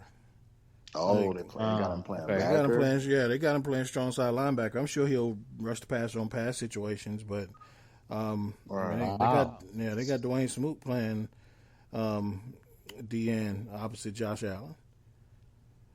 But Interesting. yeah, I mean, I the don't know. talent that they've had, you letting go of Ramsey as well. Bouye, yeah, You know, boy, yeah. Yeah, it'd be Les hard to be Campbell. a believer in Telvin, what's his name? Retired. He retired. Yeah, what's Telvin Smith? Telvin Smith. it Yeah, Smith? yeah, Yeah, it's Telvin Smith. They need a lot. Yeah, And then that's one thing is like you getting rid of Fournette, who's unquestionably your best offensive player, and then they drafted Laviska Shenault, but and Colin Johnson, two rookies who are raw at their best. I mean, your best receiver is Chark, and you got D.D. Westbrook and Chris Conley. You ain't gonna light up the world, man. Like, You might win two games. right? Might win No. 2 games, especially in a No. division with Houston, Tennessee, and the Colts. Right. and the Colts. Yeah, they don't have to worry about shocking the world with that roster because they have too many holes. Yeah, absolutely. And so at least at least give your fans something to come support you for. Right. A reason to come out or to watch, or however it's going to be. Give your fans something, because Gardner Minshew ain't going to do it. Yeah, I wouldn't be surprised. I guess this is the year where you don't have no fans in the stadium, so you're not gonna have to worry about people showing up with like paper bags on their face or doing something real crazy. Hey, but they still want to. I mean, by people watching the game on television, Right. that still generates revenue. Yeah. You want to give them something to watch. What? Good luck. Yeah, right. Well, it's crazy. Right. It'd be crazy if they have fans and somebody show up with a paper bag mask on. Right. Or they probably gonna do the virtual fans. Right. And they have Wow. Yeah, bags on. their Man, bags on. I'm looking at their schedule now. Out of 16 games, there's only two games that I would even consider picking them as a favorite. Cleveland. And that's with the team that they had. Without Even with the team that they Right. had, I give them Miami and Cincinnati. Wow. Maybe. and I don't think they beat Miami. Yeah, me neither. And Me neither. when do they play Cincinnati? Because if they catch Joe Burrow after, Game 4. okay, maybe That's so. still That's enough about time time. for him to be. Yeah. That might be the game he lighted up. Exactly. Yeah, that's about time. Yeah, Right. that's about time. Man. Yeah, they looked at their schedule and was like, "Yo, real talk. Even with those guys in the room, we might win 4 games. Right. Let's go And- all in. Let's yeah. go all in." Tom Coughlin. That's the Tom Coughlin effect, man. Yo. Wow. But That's crazy, it goes though. to show you just how fickle success is in the NFL. Because 3 years ago, this team beat the Steelers in the playoffs, and went to Foxborough. And should have won that game. Yeah, I think they lost by 4. Yeah, Right, they gave lost them by 3 everything or they 4. right, Yeah. and went out and was up early. They kind of, like I said, they should have won that game. No, and were young. I think they were the youngest roster they were in the young. playoffs. They were young. Like nobody, Bowles. right? Bowles kept him out. He got sacked and fumbled the ball. Yes, And that's what hurt him. yeah. Wow. But, right, and at that point, like the biggest question mark was, what do they do to like supplant Blake Bortles and get a quarterback in that's worthy of leading that team. Right. Now they don't have a team, Right. and like it's like and to make no effort into, like, you trade away Jalen Ramsey because you didn't like, again, it's Tom Coughlin. Like, if you ain't an angel and you don't walk a straight line every day and show up for meetings 5 minutes, like, he get rid of people. He's the GM? No, he's the president. So yeah. Oh, I he's didn't the know president. Yeah. So, well, yeah, he's the GM too. Yeah, he's the football. He's the president of football operations. Wow. So I don't get it. Like, you spend all that money on AJ Bouye, now he's gone. Wow. I don't get it. it's you piss Telvin Smith off enough where he leaves. Like, everybody leave. It'd be one thing if everybody was just like, success was breeding people leaving and getting big contracts, but it's people leaving pissed off. Like, that's never a good sign. So Yeah. Wow. Not at all. I don't know. Oh man, we got a listener question this week from our homeboy Regular Scott. I love when Scott write his questions, man. Did this take y'all some time to put in? Regular Scott wants to know, if you had to compile a list of 10 American-born players to take on 10 foreign-born players currently in the NBA, who would comprise your 2 rosters? Who want to go first? I think it's Al pulling out paper. Yeah, Definitely let Al pulling go. out Yeah. Let me get let Al I'm pulling go. out paper. And just for time's sakes, I'm not going to participate in this. I'm going to let y'all pick your 2 teams, and we'll decide who wins this game. Okay, foreign Well, born your players. 3 So teams. I'll Your take 2 teams each. Yeah. I'll go foreign first. Okay. So I'll take Embiid. Okay. I'm only gonna get 5 deep. So I'll take who else is born out of the country? Siakam. Mm-hmm. I like him. Luka. Right. Who am I missing going through the league? And Andrew, what's his name? Andrew Wiggins. Oh, I'll take him. Yeah. I'll take Andrew Wiggins. And if he was healthy, I was about to say, as long as he's healthy, and it's just for 4 or 5 game series, I'll take Porzingis my 5. Yeah. So that's Luka, Embiid, Siakam, Andrew Wiggins, and Porzingis. That's my starting 5. Ben Simmons. Oh, where's he? Oh, he was born in like Australia or something, Yeah. right? Mm-hmm. Okay, I have him on this. I think I'll sit Siakam and throw Ben Simmons into that starting 5. Yeah, I can work with that. Okay. Pooh, anybody you want to add to the foreign team? Oh, I'm taking Murray. I'll put Murray at my put Jamal? Murray in there. Okay. Yeah, Jamal Murray and Okay, we up to 7. what's the kid from France, the defensive player of the year, like 3-4 years straight. Oh, He didn't get it Gobert. this year though. Gobert. Gobert. Uh-huh. Rudy. Okay, Yeah. okay. How about Rubio? Y'all add him to the list? I mean, Y'all hated on it. It's too much of a pull. That's okay. That's okay. We don't have to stick him on the list. He's like, I don't know. I don't know. Oh shit, no man, Giannis. Yeah, I got the freak. Yeah, I got the freak on there. Okay, Yeah, I didn't okay, mention him. okay. Yeah, I got the freak. Yeah, I got him on there. 3, 4, 5, 6, 7, 8, 9. I got 9 players. The Joker. Yeah, the Joker. Joker. Yeah, I forgot about the Joker. Yeah. Yeah. I think I missed nobody. Go there. The kid from Sabonis. Sabonis. The kid from Orlando. He's like a forward shooter for Frontier or something. What's the kid name? Vucevic. Kyrie was born in He's a Australia. scorer. Vucevic. Is it Vucevic? He's a scorer, but he's a bigger guy. He's probably like 6'9", 6'10". I don't know his name. Yeah, I got to think. I don't know his name. All right, well, I'm just gonna run down some names. Let me know if y'all. Hold up. Kyrie was born in Australia. Yeah, but he moved when he was 2.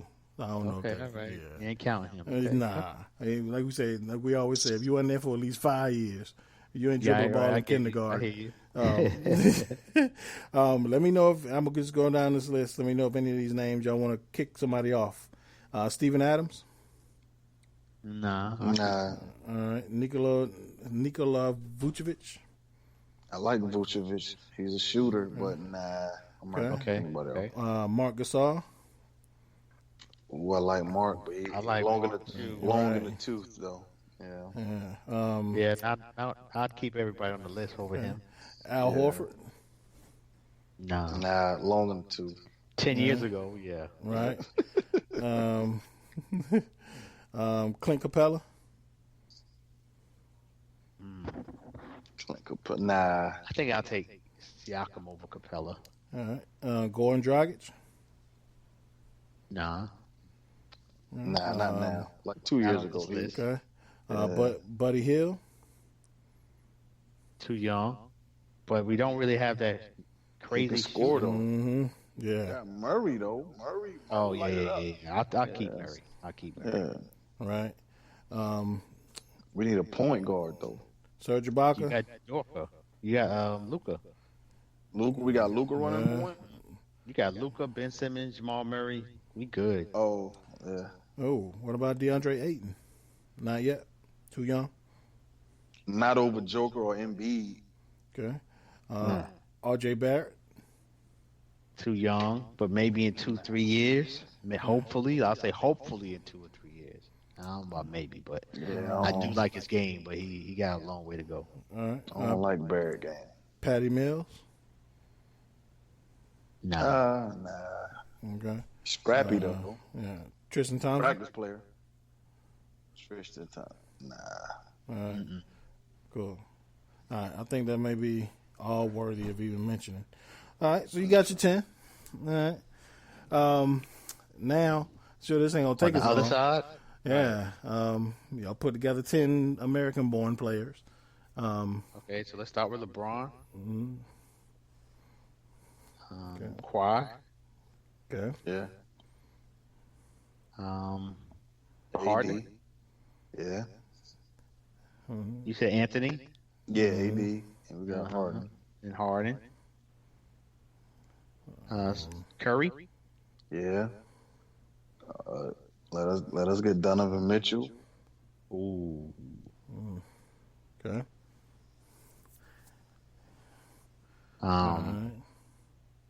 What else? we got? Tatum.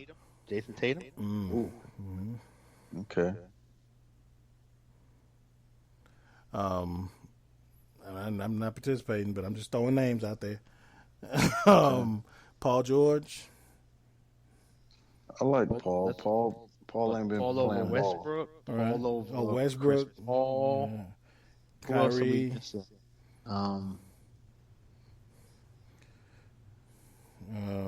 Devin Booker. Yeah, we got Dev. Yeah, Dev Book. Yeah. Who else is who we missing? What's the big man down in Minnesota? Carl Anthony. Yeah, Carl Anthony. Towns, yeah. He played too much. Yeah, y'all Dame, get him. Dame? Dame. I was about to say Dame. Yeah, Dame Dollar. He played too much for me. Jimmy man. Butler. Yeah, Jimmy Buckets. Butler. And Carl Anthony Towns is actually not American born. I'm sorry. He's from the islands or somewhere. Okay. Oh, okay. Clay Play Thompson. so much. Clay. Yeah, I didn't say Clay or KD because I didn't know where they were, you know. Bradley Beal. I'm just naming names. Kemba Walker. Bradley names. Kyle Lowry. Trae Young. I take Kemba. I like Griffin. Trey. Victor Oladipo. Zion. People too. I like bring me. We gotta have Zion.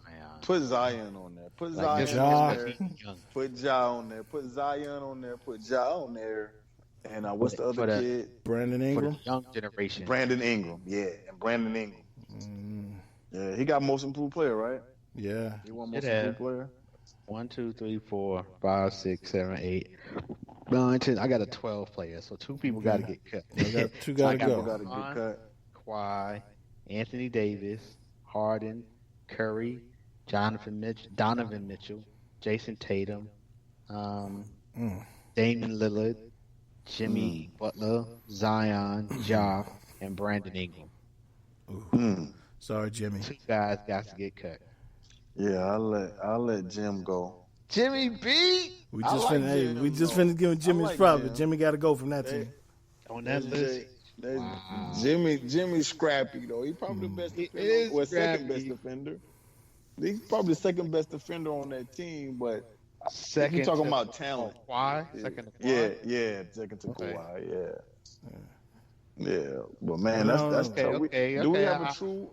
We got to keep true point guard. We only have one on there, innit? No, you got Steph and That's Dame. Ja. Oh, And Dame. And Ja. And Ja. And LeBron. And LeBron. Oh, yeah, we got ball handlers. That's not we can distribute it. Yeah. kind of short on big dudes, All actually. right. It's just Yeah. AD and Zion. Who? Call him a big man. They only had Joker. He gonna use spin move after spin move on them guys. They got They got- Embiid too. And B will go to work. Mm-hmm. Yeah, we need a big. We Throw a need big. Andre Drummond, LaMarcus Aldridge, How about Draymond? Draymond. Who? He can defend big. Blake Griffin. Right. Blake Just Griffin. the You think he can defend Embiid? Depending on which Embiid show up, man. I think well. coming off the That's bench. a good one, Jay. Depends on which Embiid show All up. right. Coming off the bench, giving AD a blow. All right. I think he could give us 6 to 8 minutes or half. And and AD don't want to play big like the whole No, game. he don't want to play Yeah, big. So you're He gonna don't need a wanna true play big. I mean, there's gonna be one of the Lopez brothers. I just see Embiid and Joker going to work Yeah. with that.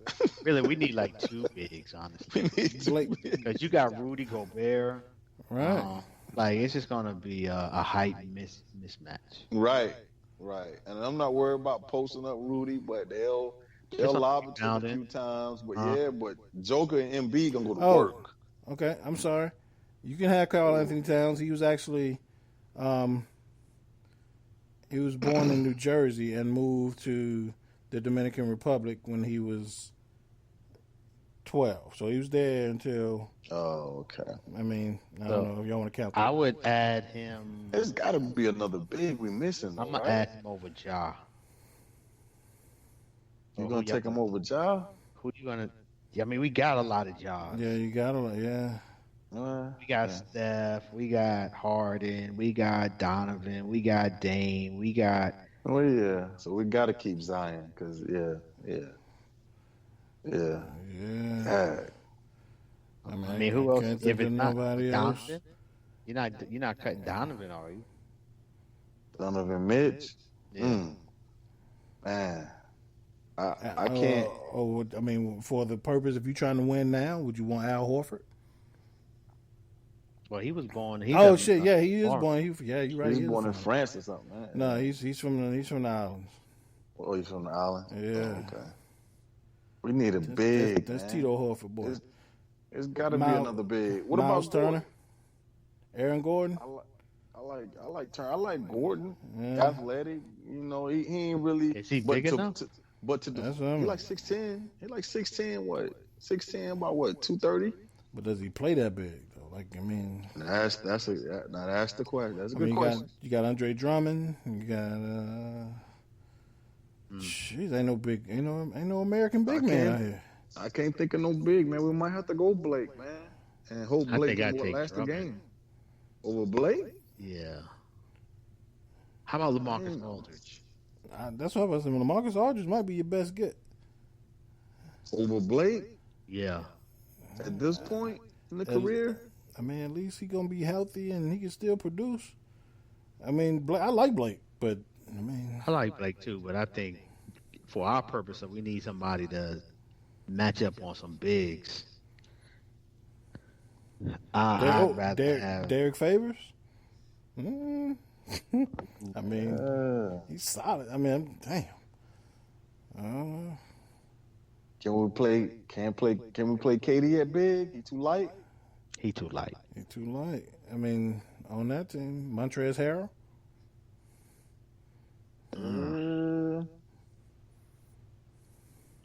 Wow, that's a shame. These are choices. American big men. Yo, Right. we gotta be forgetting about John something. Collins? We gotta be.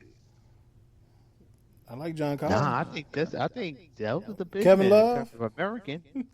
Kevin Love. Hey. I have to go with Kevin, man. Man, for real. What?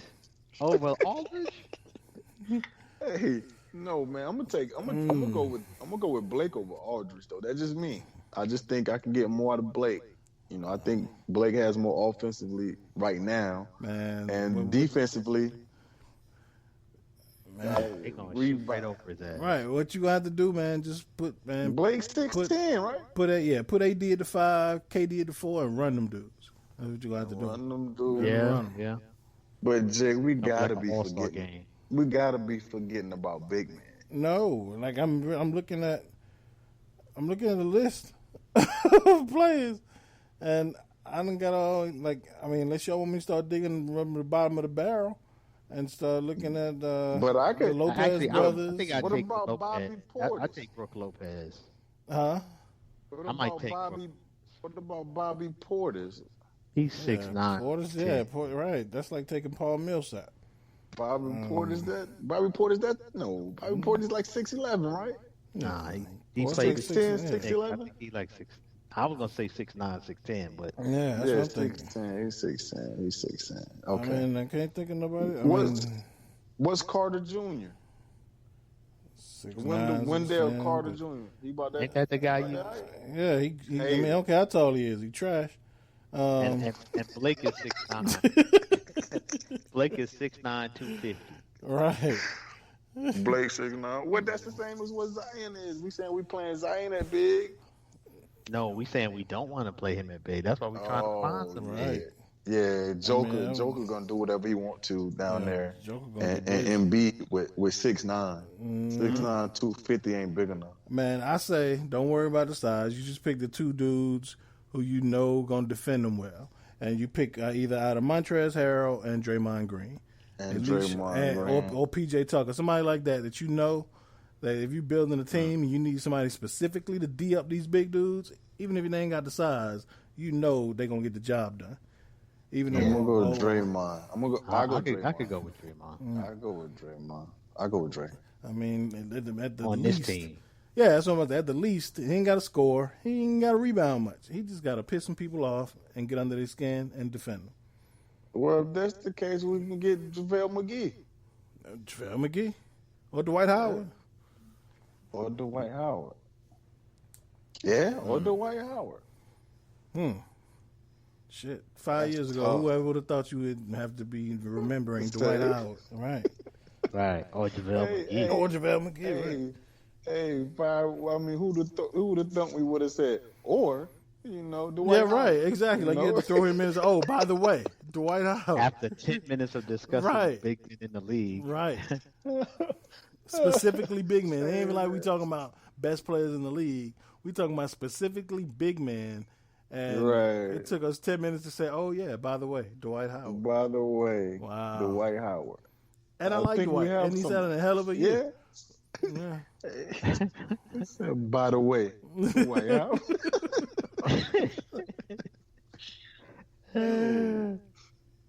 Wow. All right. Well, there you go, Regular Scott. You got your 10 foreign-borns and your 19 American-born players, depending on who we pick for the last big man. Hope you approve. Who wins that game, Al? I'm going with the American-born folk. Okay. Yeah, it's gonna be a good game, but Dog fight. Yeah. You got LeBron, Kawhi, AD, Curry. Jeez. Harden. Durant. Westbrook. I'm going with the American-born. Yeah. Who you say, Pooh? Who got it? Man, I'm going with the American kids. Yeah, me too. I'm going with the American just because they got more proven guys who I think if we're in a series, then you said it's going to be a dogfight. I want the dudes who've done it before. Right. So the foreign borns might have more talent overall, I think, especially young talent. But yeah, and they got more mismatches. But you look at dudes who shown they can do it and got that dog in them. I'm going with LeBron, and Kawhi, and Dame and Steph, Draymond. Give me them dudes. Yeah. I say drop one of them finesse guys, man, and put Jimmy back on there. I'm with you now, Al. Since we rapping like that, man. Who we dropping? Westbrook. Drop one of them. Westbrook. We got a lot of scores. We got a lot of scores. We get who we got? What we got? I would drop Ingram. Oh yeah, we can drop Ingram. We can drop Ingram. Yeah, we can drop Ingram. Yeah, we can drop Ingram and put Jimmy on there. Jimmy back, okay. Because Ingram not going to defend like that. No way. He's not going to defend like that. You can take like that off of that whole sentence. He's not going to defend. He's not going to defend. Right. Oh, he getting better though. Yeah, he's a lot better. Oh man, damn, Regular Scott, appreciate that one. That was Scott always show with some good ass questions. So appreciate you, Regular Scott. Y'all check out Regular Scott and Uncle Oz over at Take a Knee for Marvel vs. DC. You guys do a great job. Keep it up. You can check them out at DefyLifePods.com on the Defy Life Podcast Network. If y'all want to hit us up, you can email us like Scott did at info@GoDefyLife.com, or you can hit us up on social media on all platforms at GoDefyLife. Al, you ready for some trivia?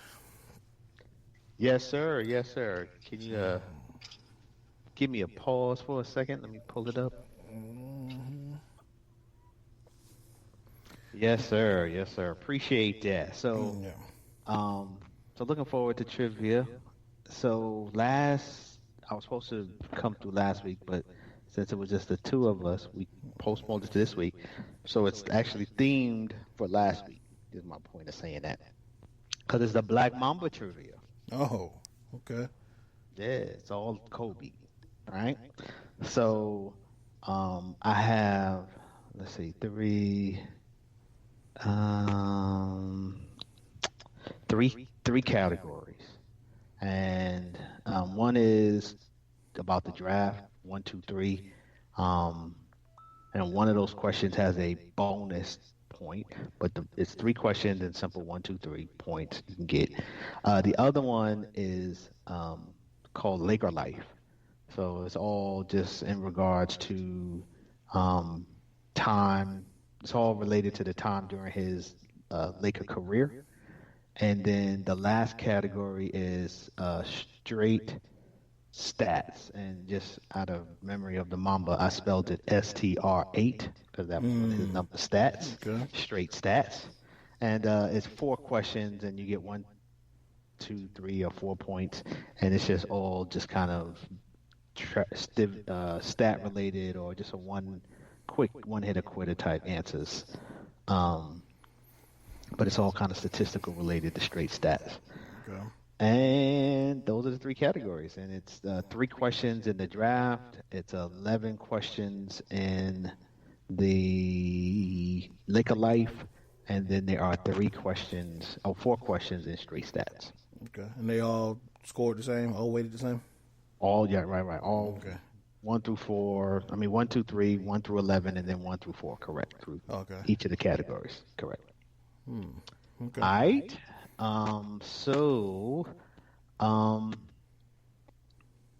Pooh, I'm gonna give you the advantage. Try to give you opportunity to break the streak and let you go first. All right.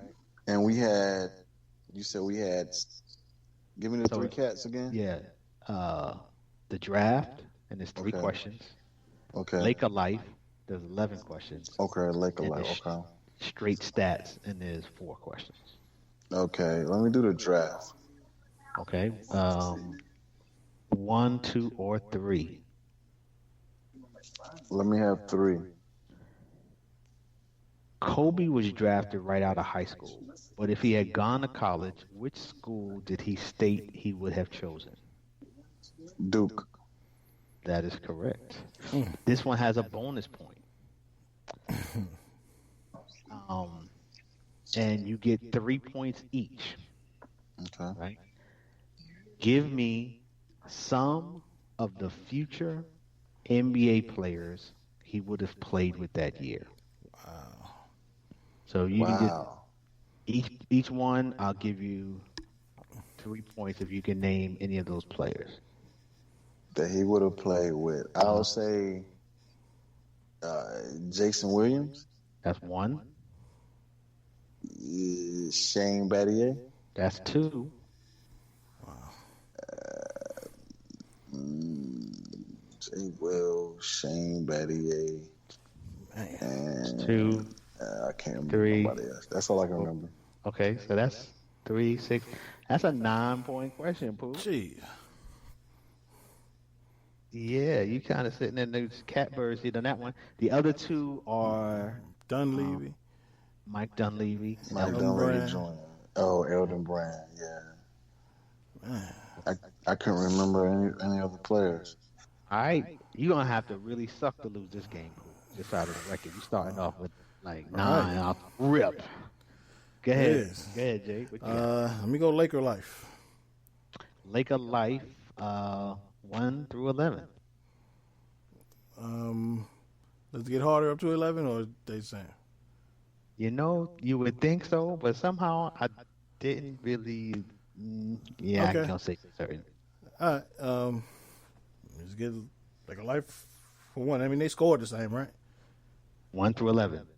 Oh, okay. In theory, because it's 1 through 11, you would think I would have ordered them by heart. Yeah. But I'm not gonna say that because Okay. a couple of these Laker could have been Life. my number 1. Cool. All right. Let me get Laker Life for 11. Okay. Who was his favorite team when he was growing up? The Sixers. 4. It was the Lakers. Oh, was it? Wow. Uh-huh. Okay. Let me get the draft for 2. The draft for 2. When drafted at the age of 18 years and 72 days, he became the youngest player to have ever played in NBA history. That record is now held by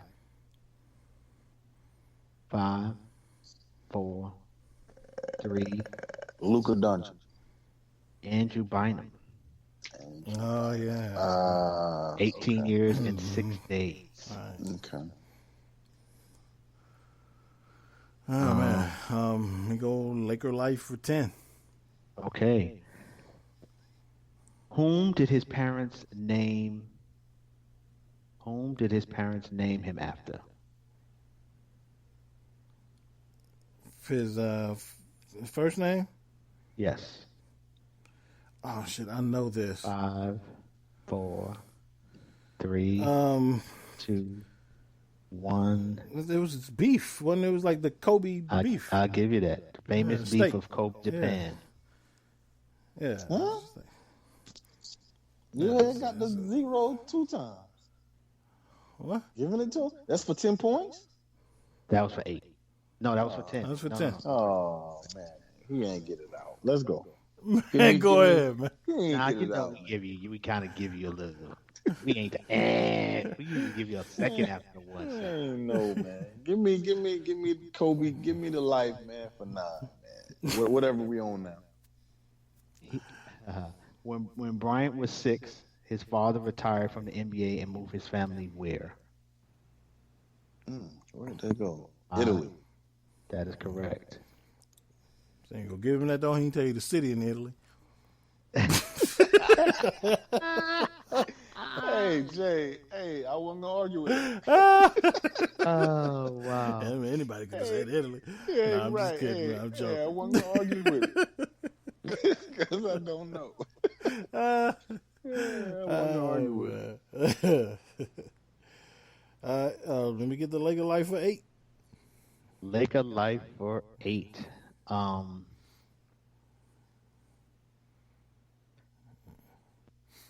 Who did Kobe take to his high school prom? The singer, R&B singer, Brandy. That is correct. Lake of Life for what were we at 6? Going backwards, we are at 7. 7. Yeah, let's go. You ready? Yeah. 1-7. Okay.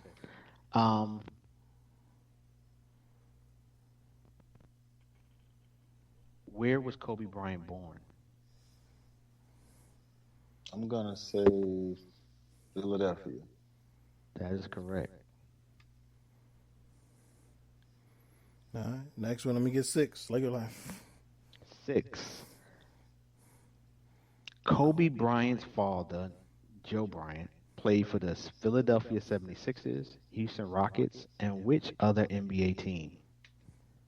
5, The 4, Sixers, the Rockets. 3, Shit, man. I don't 2, know. 1. Lakers. No, it was the Clippers. Oh, wow. Oh, he was like, what's the name? Daddy on the movie on Love and Basketball. Oh yeah, Love and Basketball.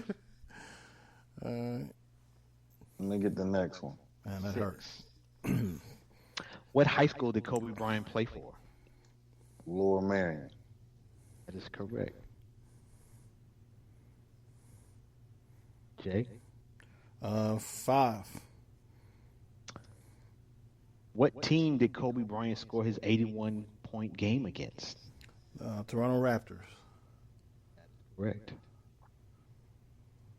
I mean, the next one. That was 5, so we're now at 4.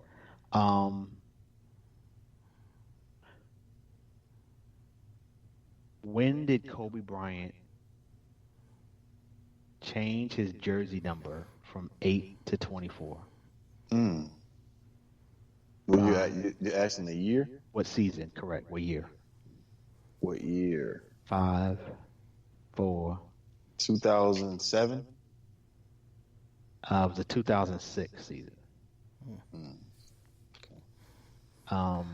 And you would have had a bonus to say how long had he worn the number 8 jersey before he switched. So could have got a double point on that one.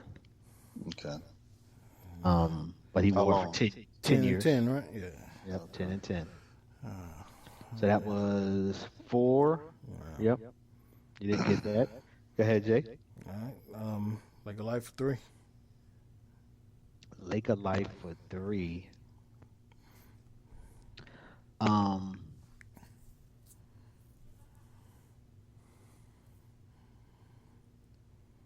Lake of Life for 3. After the 1996 draft, Kobe was traded to the Los Angeles Lakers for what player? Vlade Divac. That is correct. 2. 2. Who was the GM who traded for Kobe Bryant? Who was the GM that traded for him? Who was the Lakers GM at the time? Don Issel? Jerry West. Jerry West. Jerry West. Okay. Logo. What's the other category? The other category is straight stats. Straight stats. And then you got number 1 for draft. Okay, let me get straight stats for 3. Straight stats for 3. Mm-hmm. Kobe was a 15-time member of what? 5, 4, I'm trying to make it. 3, 2. All defensive 1. team? That is not correct. He was 15-time member of the All NBA team. Okay. All right, give me that for 2. How many times was he an All-Star? 17? 18. Wow. 18-time All-Star. All right. Laker life for 2. Laker life for 2. I think there's only 1 left. That was only 1, so it's 1 on each one. Yeah. Let me get Laker life for 1. So there are, there are 4 questions left. So you have 1 in NBA draft, the number 1 for NBA draft. You have the number 1 for Laker life. Okay. You have the number 1 for straight stats, and you have 4 for straight stats. Oh, let me get 4 for straight stats. He was a 12-time member of the what? 5, 4, 3, all defensive team. 2. That is correct. Oh, nice. So, just for the count,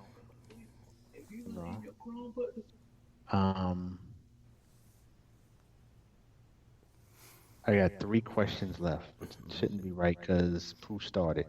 So, okay, so it's only 2 questions left. So, and it's cool because they're all worth 1 point. So it's not a problem. So Pooh, you can ask number 1 for straight stats, number 1 for Laker life, or number 1 for the draft. What's the score? 31 Pooh to 30 JR. You can close it out right here, Pooh. Oh man. And what are the categories again? I'm pick the easiest Laker life. category. Number 1. You got the draft for number 1, or you got straight stats for number 1. Let me get the draft for number 1. That's got to be the easiest. Okay. Kobe was drafted right out of high school in 1996 by what NBA team? 5, Man. 4, 3. The Charlotte Hornets. That is correct. It was the Charlotte Bobcats, man. You lost.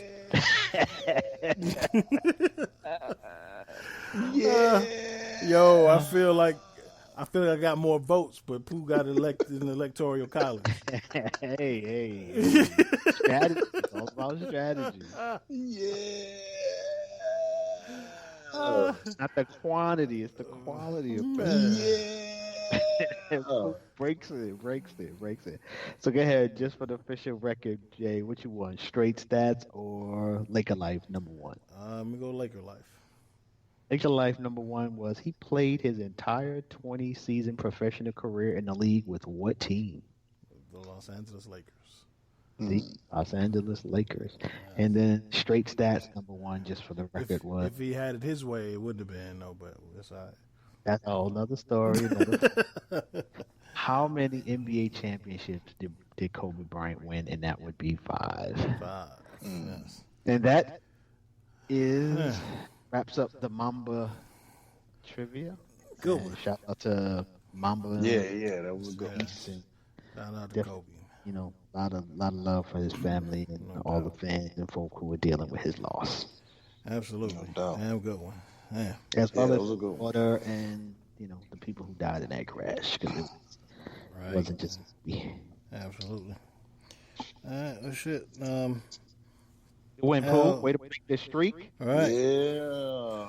Good job, Pooh. Yeah. Feel good. Appreciate it. Feel good. All right. Well, so you, Al, you hosted. What you got for me? Oh man, I don't have nothing special. Just wanted to shout out my brother. Today's his birthday. No doubt. So Double happy birthday, nickels.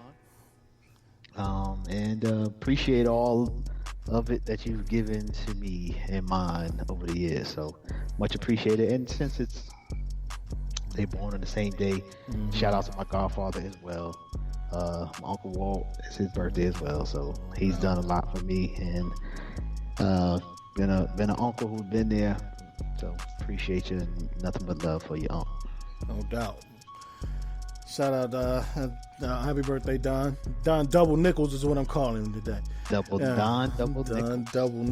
And Uncle Wally, happy birthday. Pooh, what you got for me? What's your pawn shot? Oh man, school started. You know what's going down. Kids in virtual, kids face to face.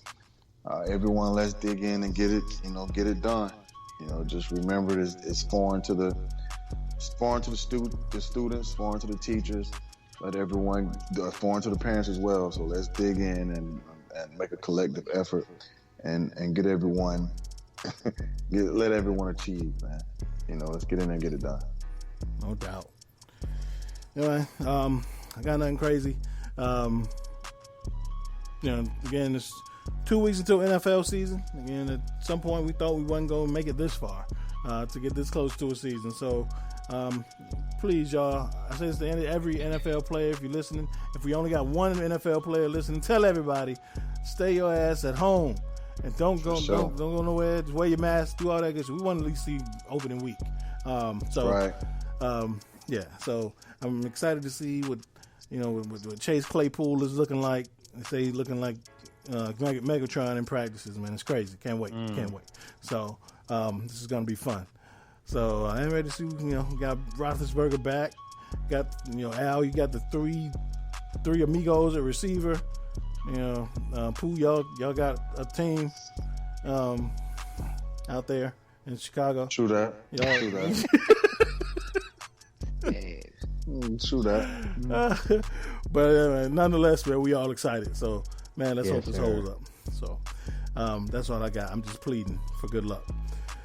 Well, y'all, this is a good show. Thank you, Stacie, for joining us. Another fantastic episode and another great segment of Psyche of a Single Mother. We will talk to her again in a few weeks. Pooh, Al, another great show. This has been episode 171, y'all. We'll see y'all next week. Until then, Defy Life. Defy Life. Defy Life.